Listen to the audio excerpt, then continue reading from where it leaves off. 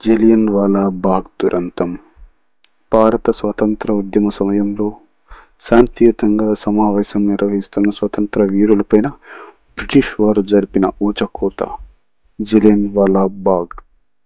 అసలు ఈ జలియన్వాలా బాగ్ అనేది అమృత్సర్ పట్టణంలోని ఒక తోట. 1919 ఏప్రిల్ 13న బ్రిటిష్ సైనికులు జనరల్ డయర్ సారథ్యంలో తోటలో సమావేశమైన నిరాయుధులైన స్త్రీ పురుషులు పిల్లలపై విచక్షణారహితంగా కాల్పులు జరిపారు. దాదాపుగా 10 నిమిషాల పాటు ఈ కాల్పులు కొనసాగాయి.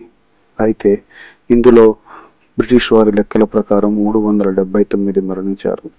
కానీ అసలైన గణాంకాల ప్రకారం ఇక్కడ 1000 మందికి పైగా మరణించారు, 2000 మందికి పైగా గాయపడ్డారు.